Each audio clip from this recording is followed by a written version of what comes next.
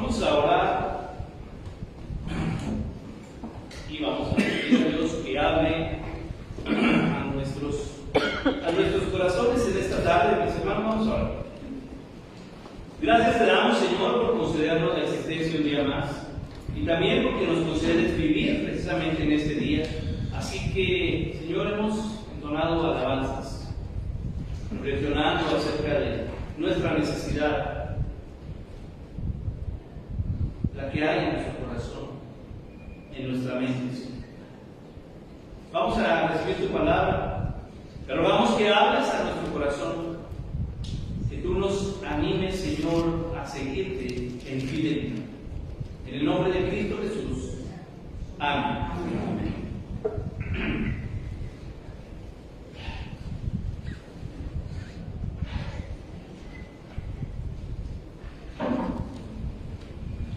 Algo que mencionábamos la semana pasada es que el recordatorio de la pasión, hermanos,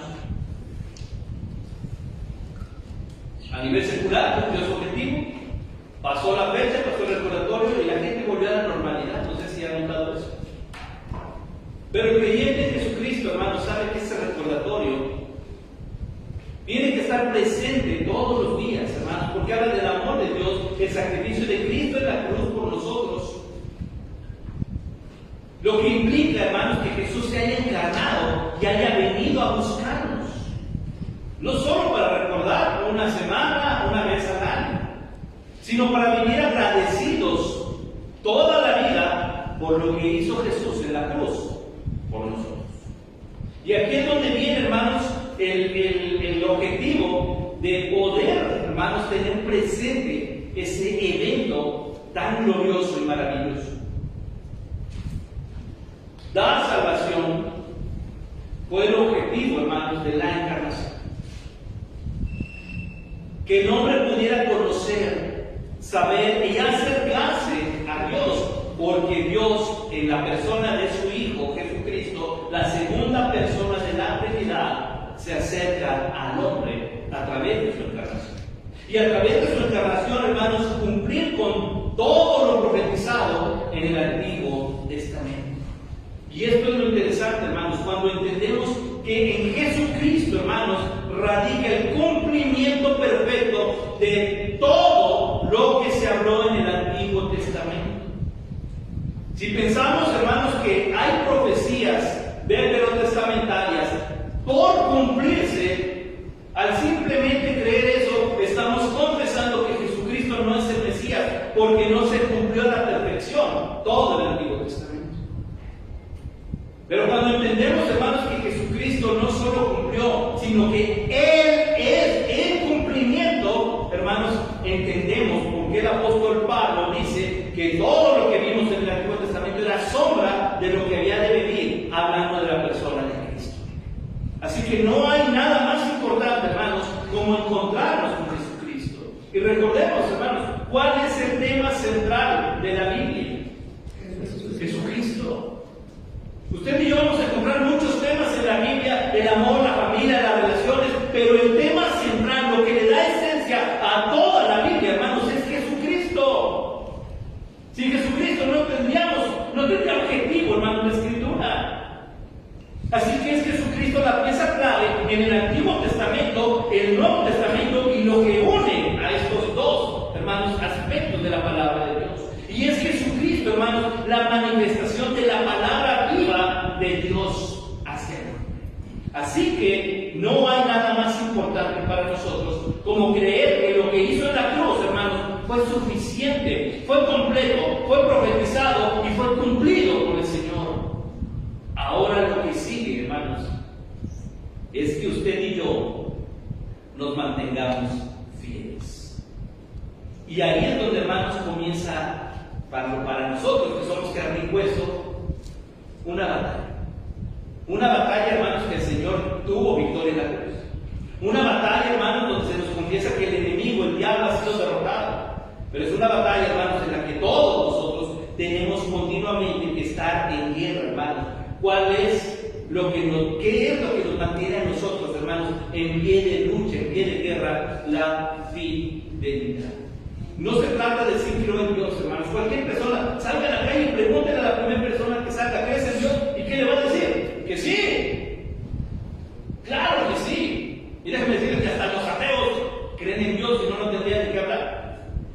Así que claro que sí. Pero viene una diferencia, hermanos. Y la historia que tenemos aquí, hermanos, nos relata precisamente esa diferencia. Ahora hay algo bien interesante, hermanos. Lo hemos titulado Con Jesús en mi barca. Nosotros creemos en ese Cristo resucitado, en ese Cristo que murió en la cruz por nosotros. Pero hay algo que ahora tenemos que hacer nosotros, hermanos. Y aquí lo tenemos muy claro.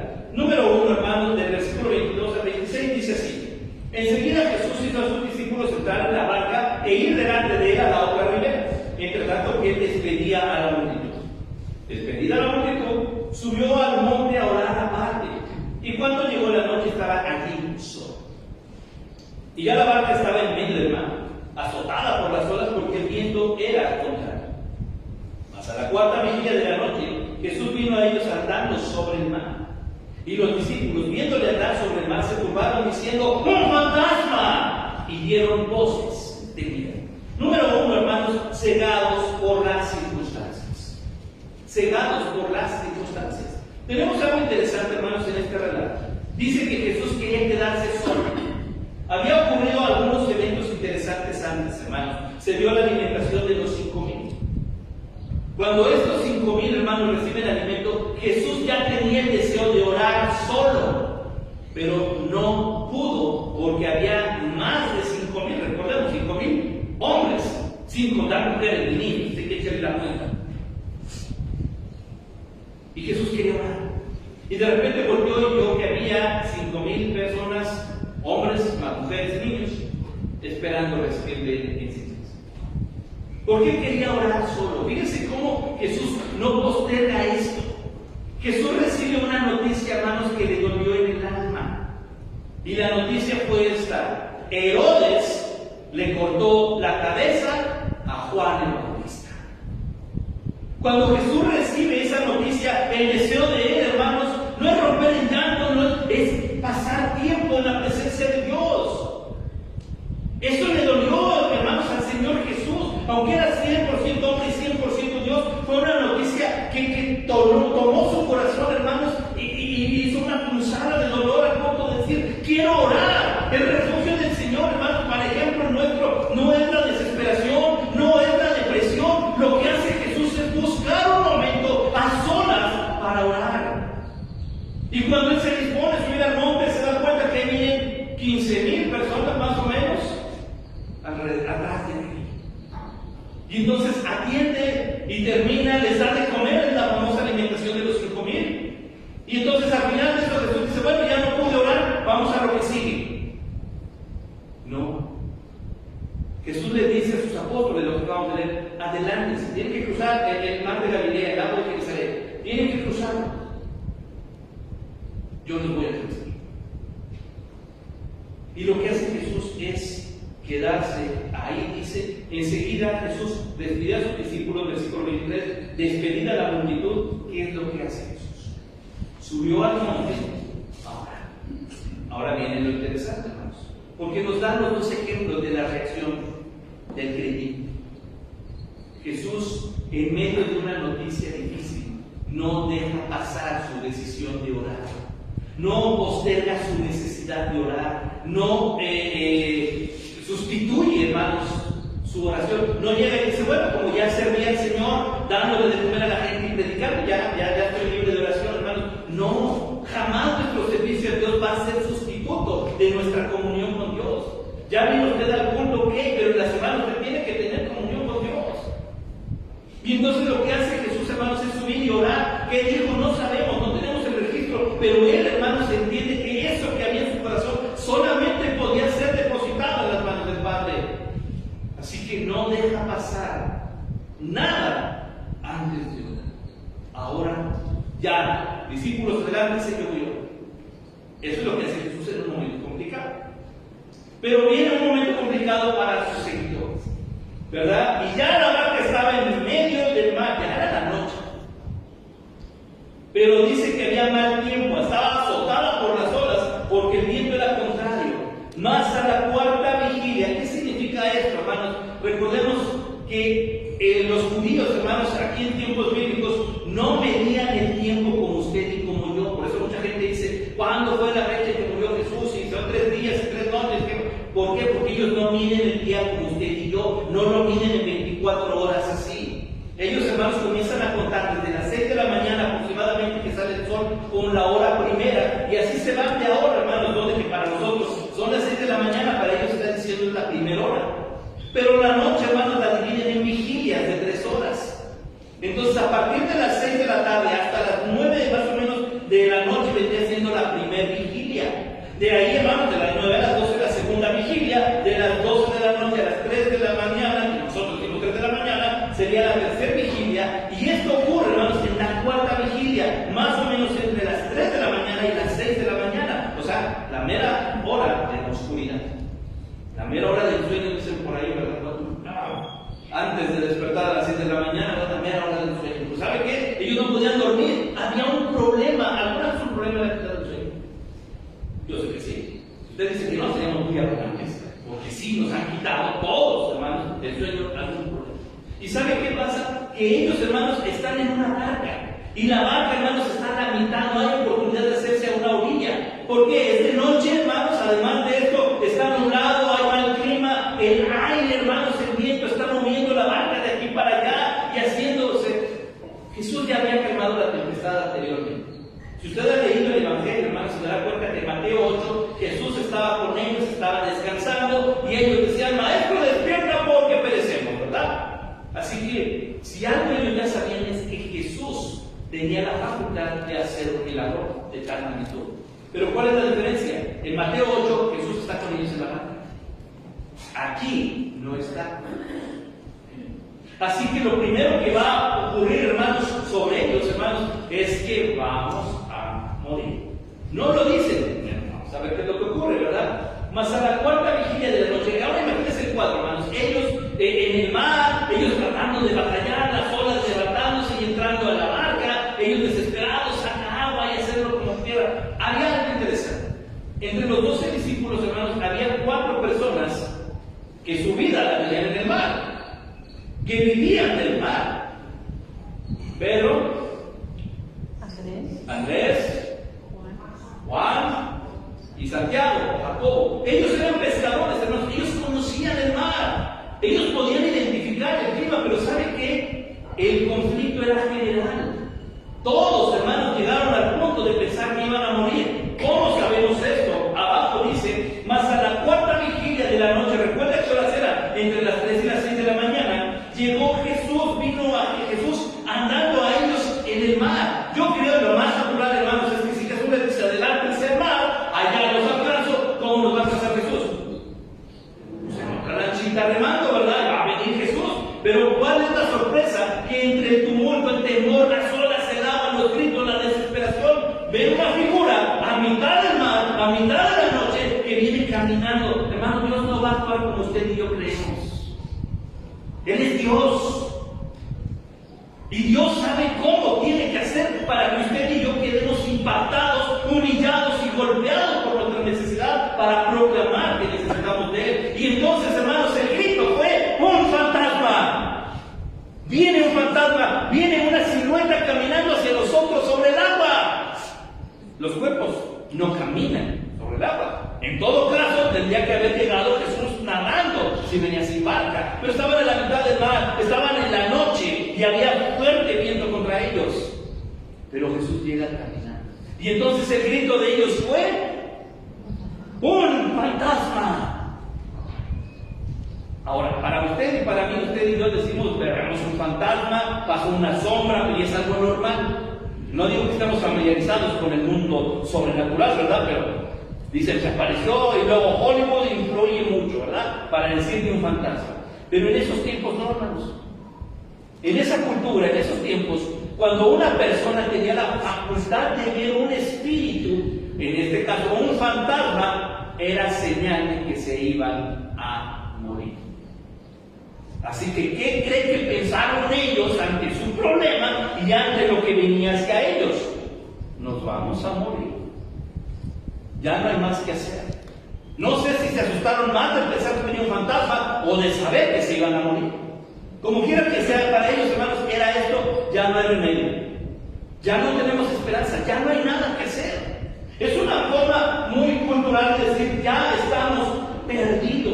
Los discípulos viéndole andar. ¿Saben qué es lo interesante, hermanos? Que no supieron reconocer. Obviamente era complicado, no tenían un telescopio, ¿verdad? No había una forma de comunicarse. Les mando un WhatsApp para que ya voy. No había. Lo único que tenían, hermanos, eran sus ojos, sus oídos, sus sentidos, para darse cuenta que alguien venía. Pero, hermanos, la desesperación, las circunstancias, la distancia, hicieron que pensaran que esto, hermanos, era ajeno a Dios. Y creyeron, hermanos, que estaba en Antioquía. Ellos ya habían pasado por un milagro interesante. El barco se les hundía, el barco se les volteaba. Y lo único que tuvieron que hacer fue clamar a Jesús: Maestro, despierta, porque perecemos.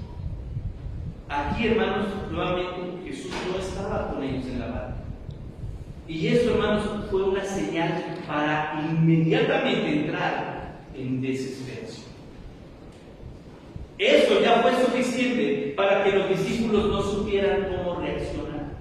Y cuando el Señor se manifiesta, hermanos, ellos no saben cómo actuar. Es más, no son ni siquiera capaces de reconocer que es el Señor el que se está acercando. Cuando nuestra vida, hermanos, se deja llevar por las olas, por las circunstancias, tenemos que ser honestos. Los problemas los vamos a enfrentar con Jesús en la barca o sin Jesús en la barca. Pero ahí, hermanos, no es que el Señor no esté, el Señor estaba, pero ellos no lo supieron reconocer. Ellos no se dieron cuenta que allí estaba cerca. Y cayeron en la desesperación, cayeron en el miedo, cayeron en la depresión, cayeron en la soledad, diciendo ellos: Dios nos ha abandonado. Y esto es lo interesante, hermanos, porque no existe un solo cristiano, hermanos, no lo existe, que no tenga problemas donde sienta que ya no hay esperanza. Y somos cristianos. Todos hemos pasado por un momento donde pensamos, sentimos que Dios no nos está escuchando, que Dios no está en nuestra barca, que nos han dado la espalda. ¿Qué es esto? Están cegados por las circunstancias. Jesús viene y no lo reconoce. Segundo, dice el versículo 27, pero enseguida Jesús les habló diciendo: tened ánimo, yo soy, no temáis. Vamos a seguir. Entonces le respondió Pedro y dijo: Señor, si eres tú, manda que yo vaya a ti sobre las aguas. Y él le dijo: ven. Y descendiendo Pedro de la barca, andaba sobre las aguas para ir a Jesús. Pero al ver el fuerte viento, tuvo miedo. Y comenzando a hundirse, dio voces diciendo: Señor, sálvame.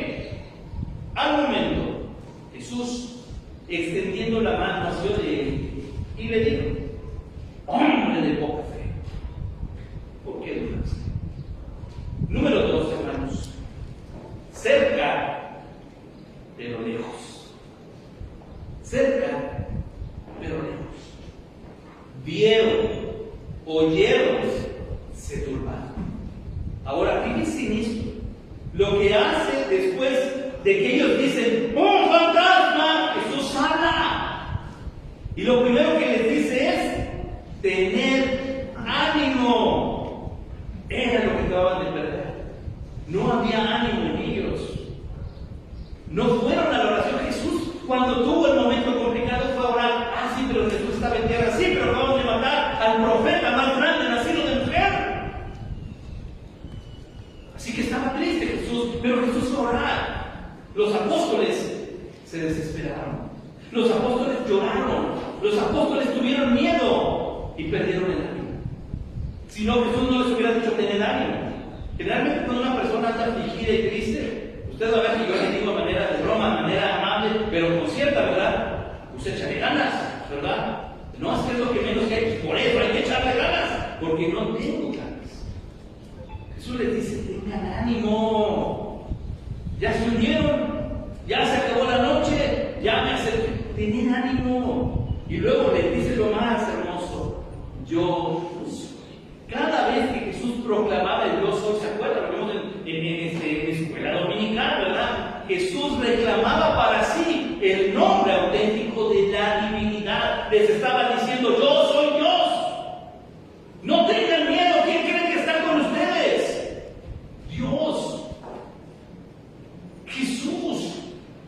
Y entonces le suma a esto: no temáis. Fíjense cómo se hace un sándwich bien bonito. No, dice aquí, tened ánimo.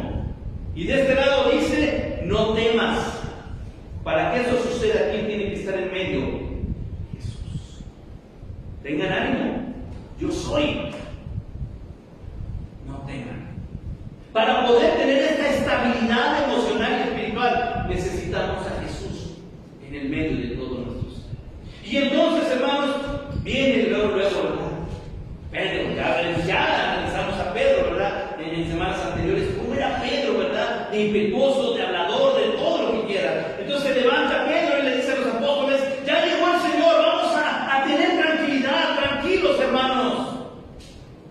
Hermanos, Pedro es el primero en levantarse y decir: si de veras eres, si de verdad, Señor, si eres tú, entonces demuéstrame que eres Dios.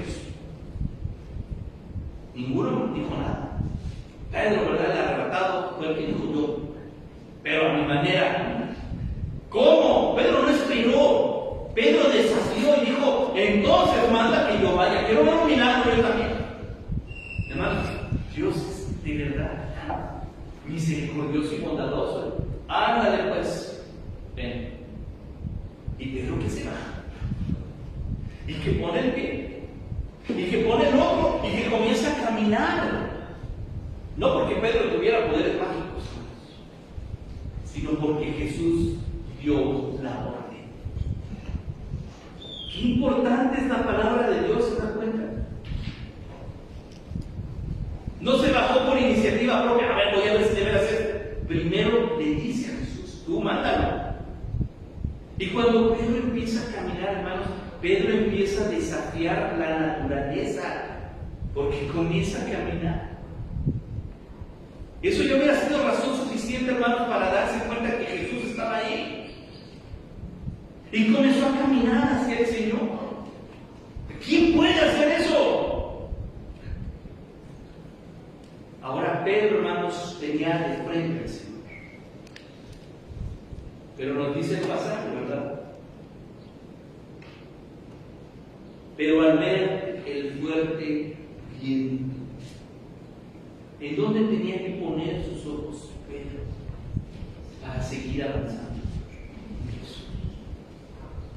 Pedro, tú lo solicitaste.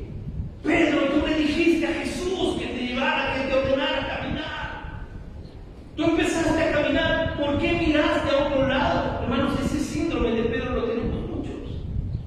Y comenzamos a mirar a Jesús y nuestro corazón comienza a latir con fervor, con fortaleza, aún cuando las circunstancias amargas o es difícil y empezamos a caminar. Pero de repente, hermano, se nos olvida que la palabra de Dios es poderosa y creemos que estamos bien, y se nos olvida la necesidad que tenemos de la iglesia, se nos olvida la necesidad que tenemos de orar, hermanos, y ¿sabe qué? Y comenzamos a dar pasos en falso y nos vamos a hundir.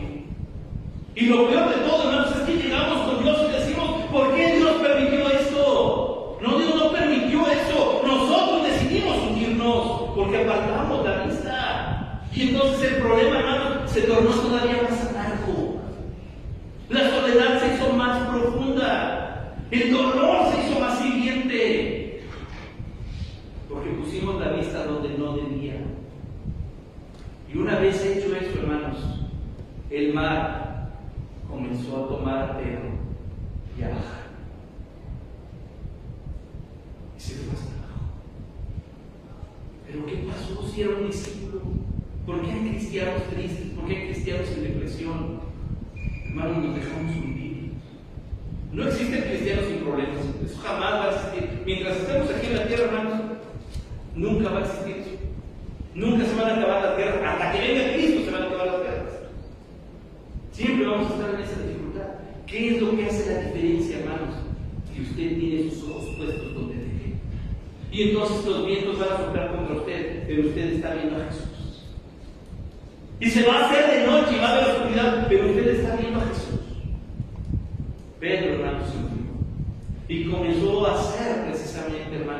de una oración, pero una oración angustiosa, una oración ya no de adoración, una oración irremediable. Señor, sana. Cuando llega Jesús, hermanos, al momento Jesús extendió las manos. Jesús no se quedó cruzado de brazos, ¿verdad? Y dijo, ándale, para que se te quite. ¿Para qué dudas, verdad? O como los niños antes le hacíamos así, ¿se acuerdan? De lejos, hacíamos dudas. Jesús no hace eso. Jesús inmediatamente responde al llamado. Pedro no hubiera muerto, hermanos, aunque Jesús no lo hubiera agarrado, porque el que tiene la autoridad es Jesús. Y si Jesús le dijo, ven y camina, hermanos, claro que iba a estar ahí. Pedro iba a caminar. Ahora, Pedro tenía, hermanos, que reconocer su falla. Hablábamos en la escuela dominical precisamente de ese conflicto, hermanos, en nuestro corazón, cuando no somos capaces de admitir nuestro error, nuestra falla, para atrevernos a pedir perdón a Dios, un arrepentimiento genuino. Hasta este punto, hermanos, Pedro se dio cuenta que había hecho mal al voltear, al distraerse, al mirar de otro lado. Entonces Jesús, hermanos, le dice unas palabras maravillosas, ¿verdad? Hombre de poca fe. ¿Cuál fue el problema con Pedro? Le dice, ¿por qué dudaste? La fe de Pedro, hermanos, tuvo un choque espiritual con la duda. Y empezó a chocar de tal manera, hermanos, que se empezó a ir de lado. Y la duda empezó a crecer. ¿Cuál era la duda? ¿Cuál sería la duda? Piense usted, ¿cuál sería? ¿Qué fue lo que hizo dudar a Pedro? ¿Las olas? ¿Caminar sobre el agua? ¿El milagro que estaba presenciando? No sé. Pero él tenía fe, si no, Jesús le dice, tu fe está trabajándose muy lentamente. Al punto de que tu duda fue mayor y empujó tu fe hasta abajo que te hundiste. No que no tengas fe, no estás ejercitando tu fe. Y eso, hermanos, si nosotros, ¿cómo viene la fe? ¿Se acuerdan? Por el oír, y el oír la palabra de Dios. ¿Se acuerdan del fruto del Espíritu?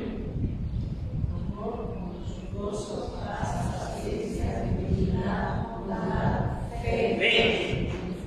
Así que ahí es donde está la fe. Viene por el oír la palabra de Dios y por la presencia del Espíritu Santo en nuestro corazón. No es magia. No es ir y desafiar al mal. Porque soy cristiano me rebotan las balas. No. Porque soy cristiano no nos va a dar COVID. Hermanos, algunos de ustedes les dio COVID cuando fue la pandemia. ¿Y cuánta gente le somos cristianos no nos va a pasar nada? Claro que sí, cuídate. Tenemos que aprender, hermanos, a observar, a vigilar, ser prudentes y entender, hermanos, que necesitamos poner los ojos y nuestro corazón en la palabra de Dios. Así que Jesús, el reclamo que le hace a Pedro es, si ya te dije que soy Dios, si ya te dije que vinieras caminando sobre el mar, ¿qué te hizo dudar? Hermano, ¿qué nos hace dudar? Porque sí, a veces lloramos, hermanos, en nuestra oración lloramos, y esa oración es una desesperación porque no encontramos respuestas.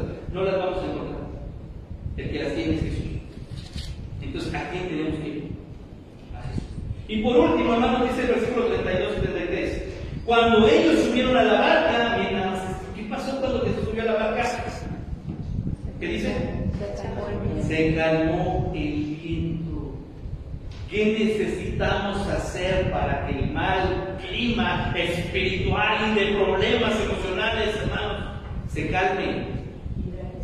Venga a Jesús, tome a Jesús de las manos y diga, súbete a mi barca, porque me hundo, porque me siento solo, porque me siento triste, porque ya no puedo. Jesús, tu presencia en la barca hizo que todo se calmara. Y entonces ya viene la adoración, ahí sí. Entonces los que estaban en la barca vinieron y le adoraron diciendo, verdaderamente eres hijo de Dios. No solamente porque lo dijiste, yo soy, sino porque hiciste algo tremendo. Hermano, ni usted ni yo vamos a poder salir adelante si no entendemos lo que el versículo 32 y 33 nos da, la seguridad de su presencia. Número 3, la seguridad de su presencia. Y esta historia yo sé que usted la conoce, la hemos visto mucho, pero tengamos en cuenta esto, hermanos. La vida aquí nos va a golpear con todo lo que tiene. Tenemos, hermanos, un mundo fracturado por el pecado. Un mundo que no le aplaude cuando usted ora, cuando usted viene al culto. Y es donde se empieza a ver el desafío de nuestro corazón. ¿Qué es lo que yo tengo que hacer? Y venir al culto, hermanos, y entregar todo nuestro corazón al Señor. ¿Qué caso tiene venir al culto, hermanos, si al final nos vamos a salir con los mismos problemas y con lo mismo que sentimos? Dile al Señor todo, su adoración, su gratitud, su corazón, su voluntad, sus sueños, sus ilusiones.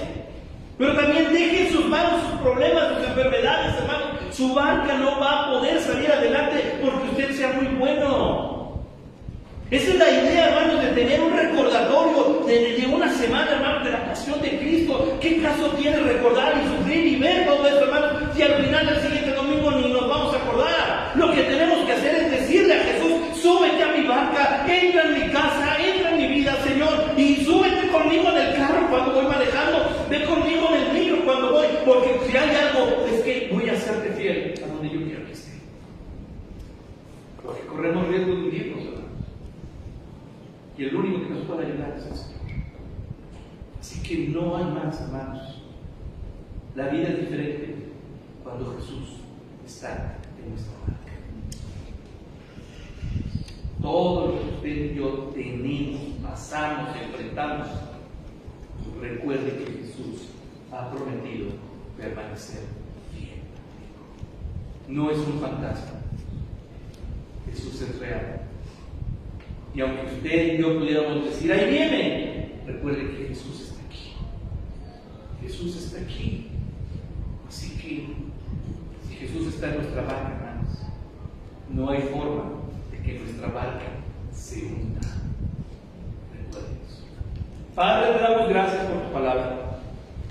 Te damos gracias porque nos has concedido, Señor, el poder tener ese tiempo para meditar en lo que tú has hecho. Y, Señor, nuestras fuerzas son pocas. Tenemos que reconocer eso delante de ti. Nuestra fortaleza se viene abajo, y a veces más seguido de lo que queremos aceptar. Hoy te pedimos, Señor, que tu presencia brinde en nosotros paz, fortaleza, Señor, consuelo. Cada uno de lo que nosotros necesitamos, y como iglesia, Señor, de lo solicitamos. Ayúdanos a tener presente que al venir a esta tierra tenías como objetivo, Señor, salvarnos, rescatar al que cree en ti. Nosotros creemos en ti, Señor, pero eso no nos deja exentos de dificultades. Pero también nos recuerda que aquel que hizo el universo entero está con nosotros, está en nuestra barca. Y si tú estás con nosotros, Señor, aunque haya vientos, aunque haya oscuridad, aunque haya olas, si tú estás con nosotros, estaremos seguros, Señor. Así que te damos gracias por tu palabra de este día, Señor, en el nombre de Cristo Jesús. Amén.